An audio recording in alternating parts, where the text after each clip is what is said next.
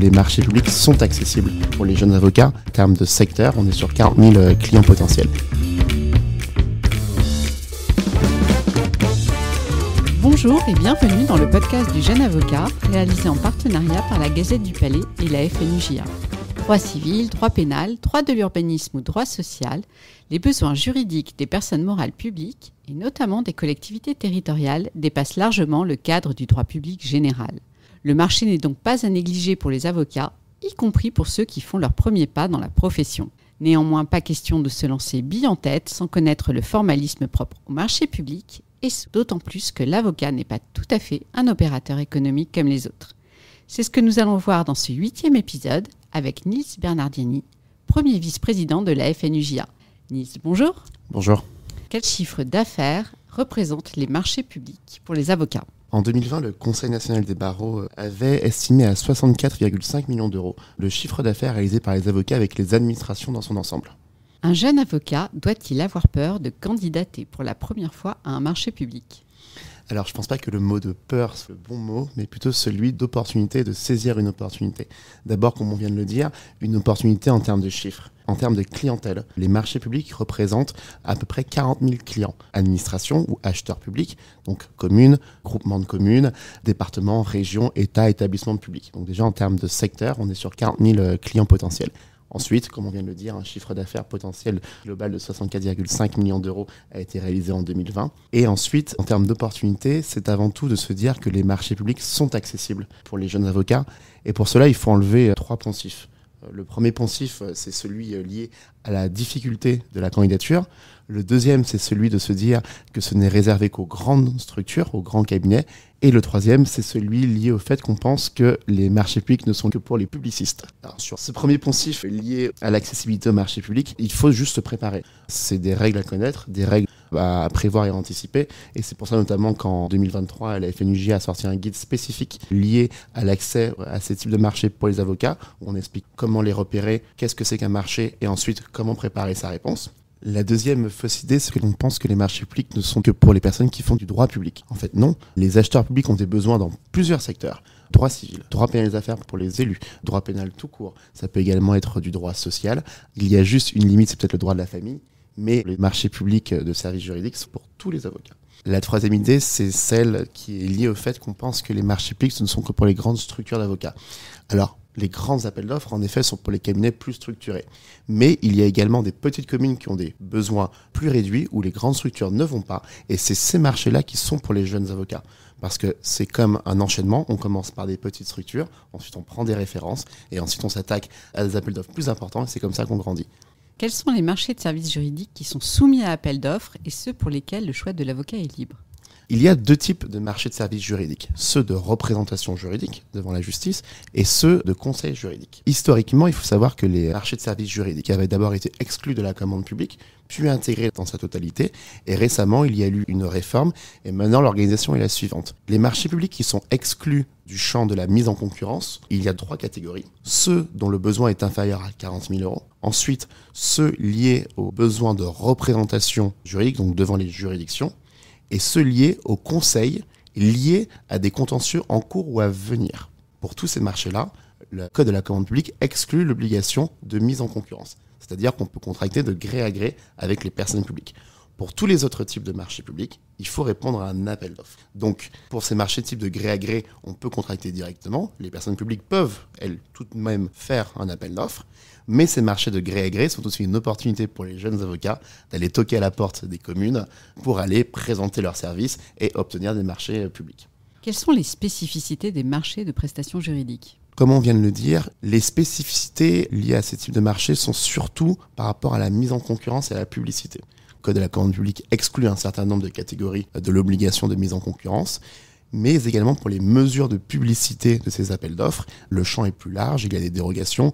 L'obligation de publicité renforcée, c'est au-delà d'un marché de 750 000 euros. Ça veut dire qu'il y a des publicités plus réduites qui permettent d'avoir peut-être moins de concurrence. Donc pour les avocats de proximité, c'est un avantage.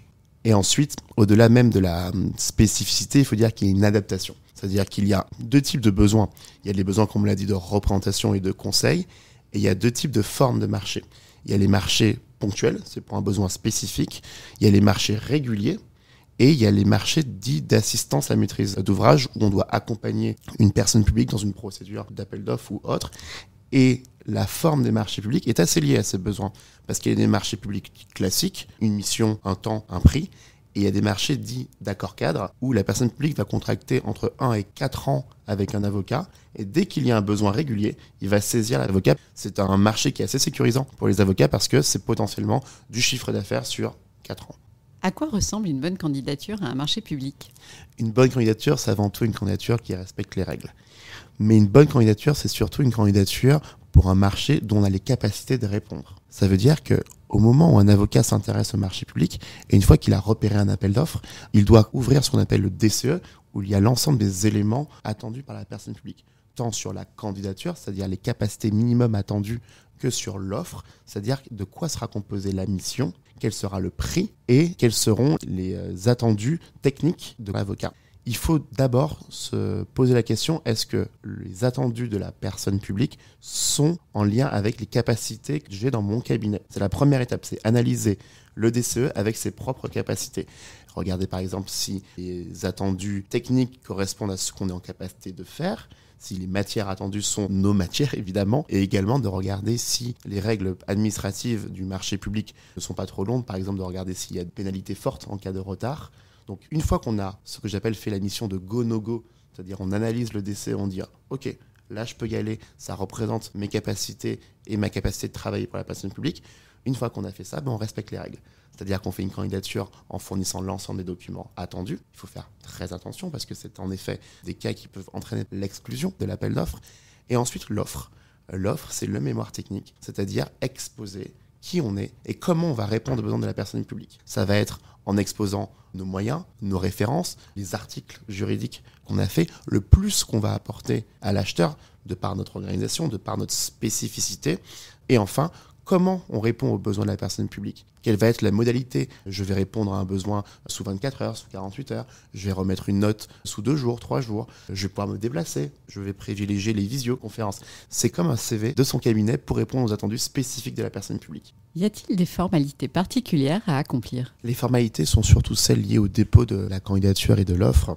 Quand on candidate à un appel d'offres, on connaît la date limite et les modalités de dépôt de son offre. C'est fini la période où on devait imprimer énormément de papier et mettre dans 2 enveloppes candidature et offre.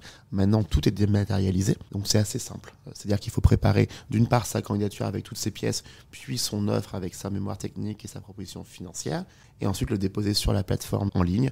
Il faut juste ne jamais déposer la dernière minute, il peut toujours avoir des bugs, donc anticiper un minimum 12 heures avant pour qu'il n'y ait aucun problème.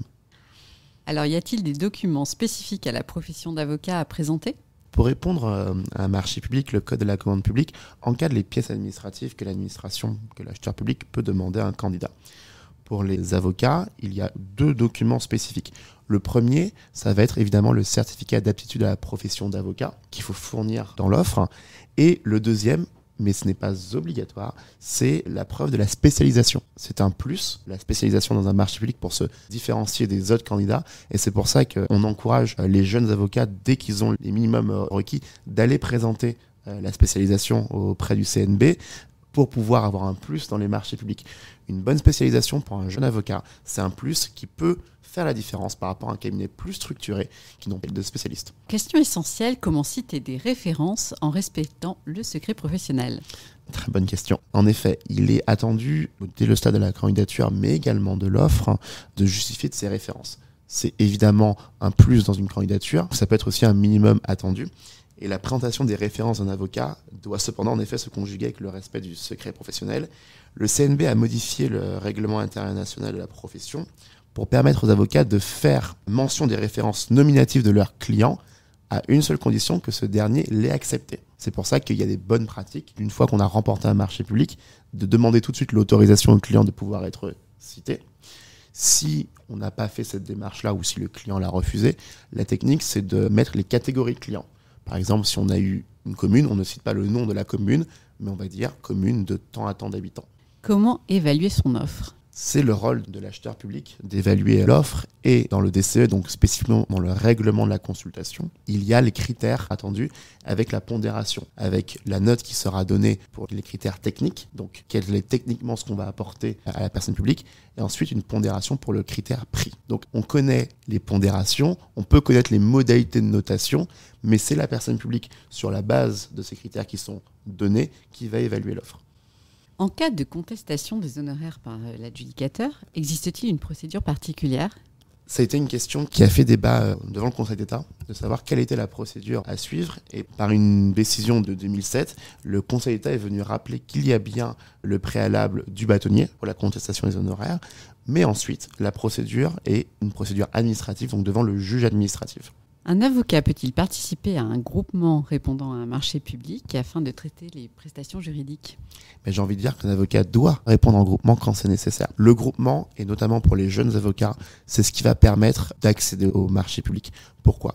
Il y a deux types de groupements. Soit des groupements avec d'autres confrères, soit des groupements avec d'autres professionnels. Pour les groupements avec d'autres confrères, c'est dans cette étape de go-no-go, quand on va analyser le règlement de la consultation, on va voir, on va se poser la question, on va se dire, ça je sais faire, mais peut-être que je ne suis pas assez nombreux pour le faire. Donc je vais appeler un confrère et je vais dire, est-ce que tu veux répondre en groupement avec moi ? Et on va créer un groupement d'avocats pour répondre à un appel d'offres. Pour un jeune avocat, c'est comme ça qu'on peut accéder à des marchés d'ampleur, mais ça peut être aussi avec des professionnels non avocats, des spécialistes financiers, des spécialistes techniques. Il faut aller en groupement, on peut aller en groupement, c'est comme ça qu'on va accéder à des marchés plus importants. Il y a une seule spécificité, c'est que dans le cadre des groupements, ça ne peut être qu'un groupement conjoint. La solidarité ne peut pas être imposée aux avocats et l'avocat ne peut pas être le mandataire solidaire des autres membres du groupement.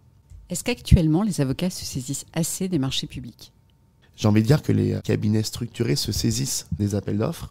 Il y a même parfois l'impression que ce n'est que les mêmes cabinets qui répondent aux appels d'offres, mais les jeunes avocats, les jeunes confrères, peut-être ne se saisissent pas assez. Peut-être par peur, comme on l'a dit au début, peut-être par méconnaissance, mais comme on l'a dit, c'est vraiment un secteur qui permet d'augmenter son chiffre d'affaires quand on connaît les règles, quand on est motivé, et une personne publique ne peut être qu'intéressée par un confrère qui va présenter une offre dédiée, spécifique, et qui va savoir qu'il y a un avocat unique qui sera dédié à la mission et pas forcément un cabinet structuré d'ampleur où ce sera peut-être des personnes très éloignées du client qui va traiter le besoin. Donc être un jeune avocat, c'est un plus pour répondre à un marché public quand on sait comment répondre, quand on s'arme peut-être dans un groupement avec d'autres avocats et surtout quand on répond de manière précise aux besoins. Voilà de quoi motiver le jeune avocat dans sa conquête des marchés publics pour se développer. Merci Nice Bernardini pour ses éclairages et à bientôt pour un nouvel épisode du podcast du jeune avocat.